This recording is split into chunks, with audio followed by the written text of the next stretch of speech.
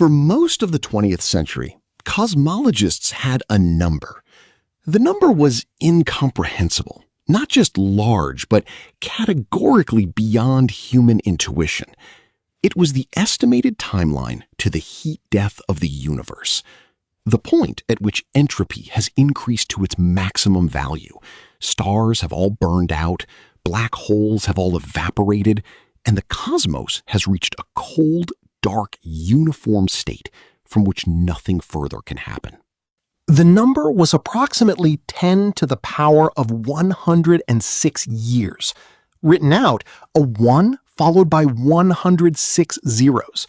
A number so large that the current age of the universe, 13.8 billion years, is not even a rounding error on it. A number so large that describing it in any relatable terms is essentially impossible. This was the timeline for the end of everything, and by any standard that matters to a human being, or to any conceivable form of life, it was effectively infinite. Then, in 2024, researchers at Radboud University in the Netherlands published new calculations. They found that the universe is not going to last that long. Not by an order of magnitude. The new estimated timeline, based on the application of Hawking-like radiation to all massive objects, not just black holes, is approximately 10 to the power of 78 years. Still incomprehensible, still beyond any possible human framework for understanding large numbers, but smaller than the previous estimate by a factor of 10 to the 28th power. The universe is dying faster than we thought. The mechanism has been hiding in plain sight, and understanding it requires starting at the very beginning of how the universe ends. The long goodbye. The universe has been dying since it was born. The second law of thermodynamics, one of the most fundamental laws in physics, states that in any closed system, entropy tends to increase over time. Entropy is a measure of disorder, of the number of possible states a system could be in. Order is rare. Disorder is common. And the universe, left to itself, always moves toward the more common state. Stars are improbable. They are vast concentrations of matter held together by gravity, generating energy through nuclear fusion, pouring light and heat into the surrounding space. They are extraordinarily ordered and extraordinarily energetic. They are the most dramatic expression of the universe's early low-entropy state, when matter was organized, when energy differentials were enormous, when the universe had fuel to burn. But they are burning that fuel. Every second that a star shines, it is converting mass to energy and radiating that energy into space. The energy disperses. The temperature differential between the hot star and the cold surrounding space decreases infinitesimally. The universe's total entropy increases by a tiny amount. Multiply this by every star in every galaxy over the billions of years they burn, and you get the story of how the universe ages. The fuel burns, the stars die. The universe becomes darker, colder, and more uniform. This process is called the heat death of the universe, not because it ends in heat, but because all the useful temperature differentials that allow work to be done gradually equalize to a uniform cold. Our sun will burn for another 5 billion years. The last stars, dim red dwarfs, the smallest and most fuel-efficient stellar type, will burn for approximately 10 trillion years. After that, no more stars, no more light from fusion. The universe enters what cosmologists call the degenerate era, a dark epoch populated by the cold remnants of dead stars. And then the question becomes, how long do those remnants last? The stellar graveyard. When stars die, they leave behind remnants. The specific remnant depends on the original mass of the star. Stars like our sun, moderate mass, expand into red giants, shed their outer layers as planetary nebulae, and leave behind a white dwarf. A white dwarf is the exposed core of the dead star, approximately the mass of the Sun compressed into a sphere the size of Earth. It is supported against gravitational collapse, not by fusion, but by electron degeneracy pressure, a quantum mechanical effect that prevents electrons from occupying the same quantum state. White dwarfs do not generate new energy. They simply radiate the heat they retain from their stellar phase. Over trillions of years, they cool, dim, and eventually become cold, dark objects called black dwarfs. Except, as we will get to, they may never actually finish cooling.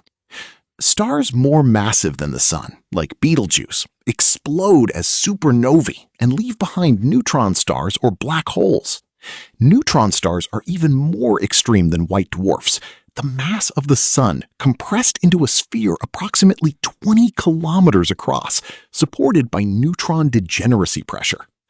Black holes are the ultimate remnants. Mass collapsed past all known forms of resistance into a singularity surrounded by an event horizon. The old timeline had the degenerate era populated by these remnants, white dwarfs cooling to black dwarfs, neutron stars gradually releasing energy, black holes very slowly evaporating through Hawking radiation over inconceivable timescales. The black holes, the most massive and the most stable, would be the last objects to disappear.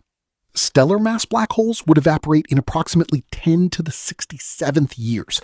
Supermassive black holes, the ones at the centers of galaxies, in approximately 10 to the 100 years.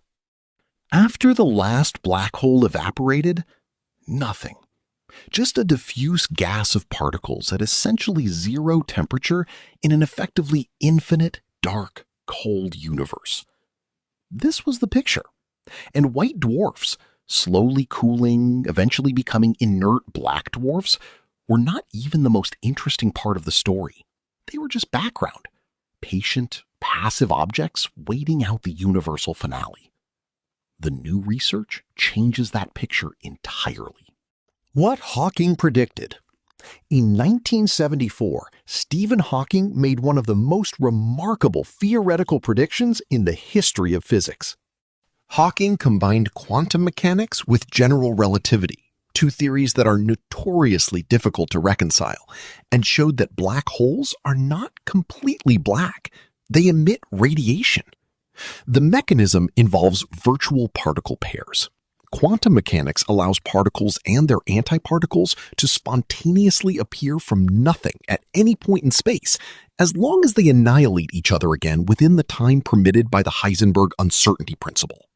Normally, these virtual pairs appear, briefly exist, and disappear without consequence. But at the event horizon of a black hole, something different can happen. A virtual pair forms with one particle just inside the event horizon and one just outside. The particle inside is captured by the black hole. The particle outside, now cut off from its partner, cannot annihilate and instead becomes a real particle, escaping as radiation. The black hole provides the energy for this process, losing a tiny amount of mass with each emission. This is Hawking radiation, and it means that black holes, given enough time, evaporate. The more massive the black hole, the slower the evaporation. Stellar mass black holes would take unimaginably long to evaporate. Supermassive black holes, essentially forever on any practical timescale. But given truly incomprehensible amounts of time, they evaporate completely. Hawking radiation was understood to be a property of event horizons, the specific boundary of a black hole. It was not thought to apply to other objects in the same way. White dwarfs, neutron stars, and other massive objects were not expected to evaporate through this mechanism on timescales relevant to the universe's long-term fate. The new calculation. The team at Radboud University, led by physicist Heino Falke and colleagues, extended the mathematics of Hawking radiation beyond black hole event horizons. The key insight? Hawking radiation is not uniquely a property of black holes. It is a property of curved spacetime. Any sufficiently massive object curves spacetime around it, And curved spacetime, under the same quantum mechanical principles that produce Hawking radiation at black hole event horizons, produces similar radiation around any massive object.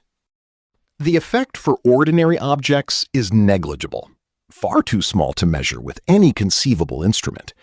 But for the most compact and massive of stellar remnants, white dwarfs and neutron stars, the effect, integrated over enormous timescales, becomes significant.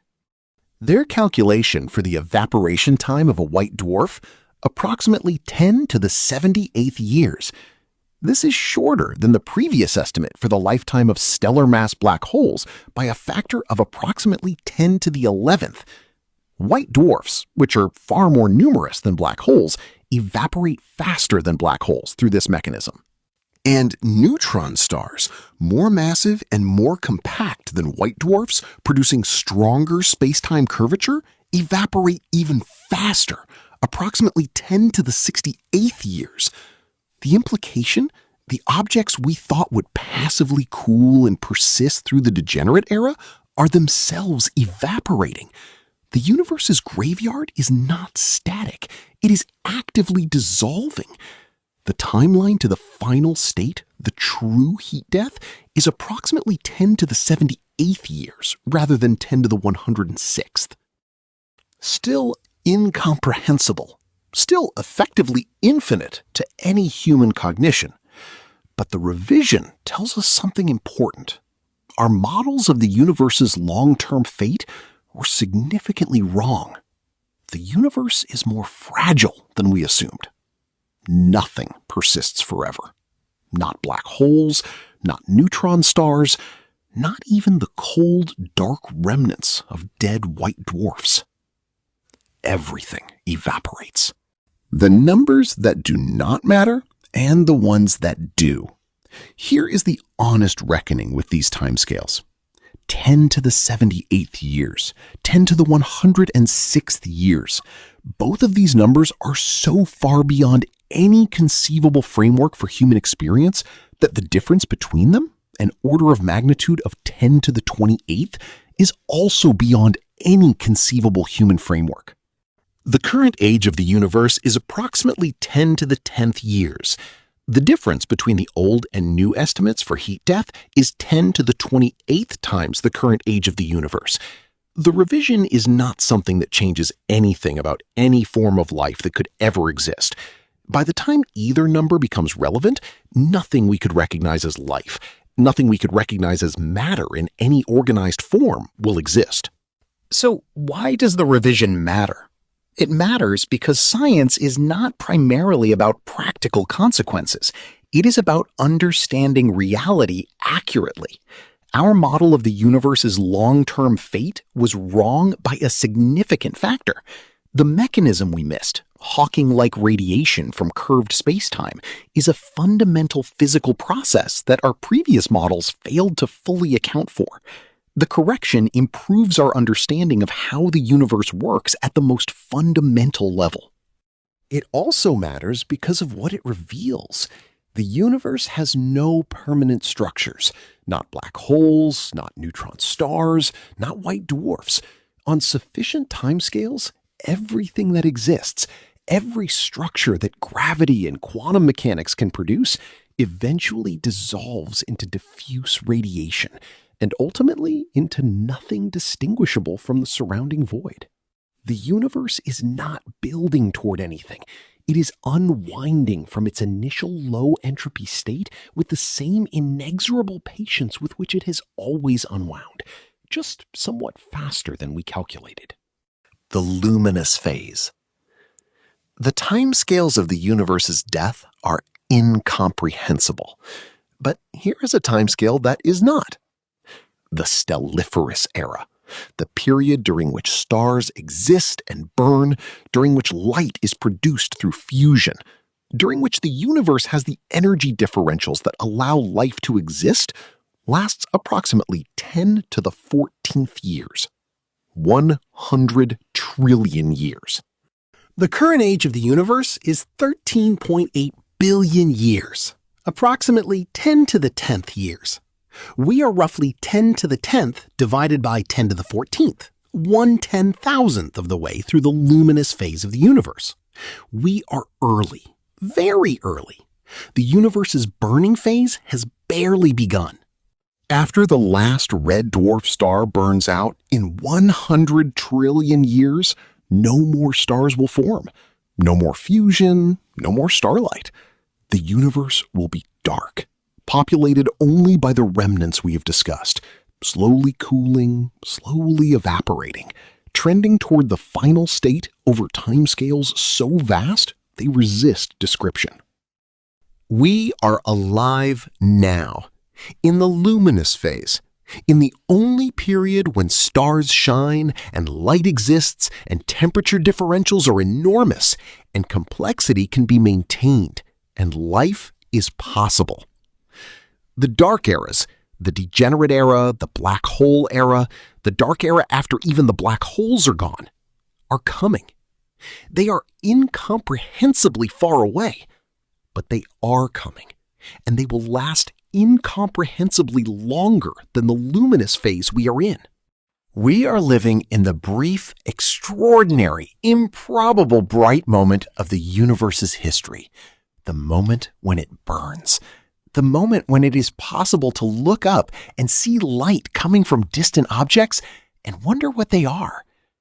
Before and after this moment, darkness.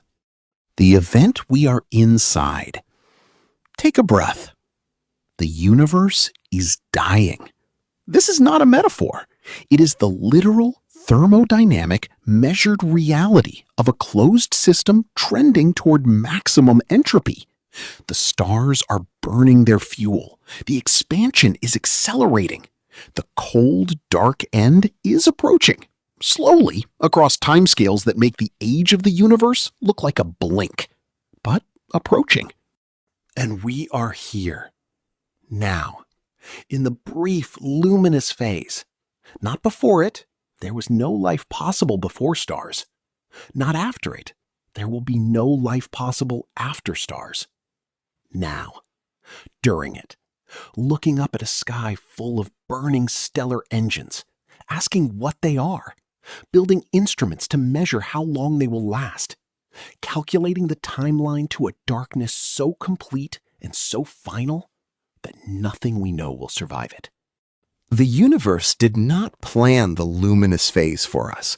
It did not reserve a brief, burning window so that life could evolve and look up and appreciate the light. The luminous phase is simply what happens when low entropy matter is left to itself after a big bang. Stars form, they burn, they die. The universe cools. We are the universe's entropy-producing awareness of itself in its own burning phase, brief, improbable. Here, the universe is dying faster than we thought, 10 to the 78th years instead of 10 to the 106th. For any practical purpose, no difference. For the purpose of understanding reality accurately, everything. We got it slightly wrong. Now we know better. The universe is slightly more fragile than we assumed. The numbers were revised, the picture improved. And the stars still burn, and you are still here to watch them. For now, and for a very long now, that is enough.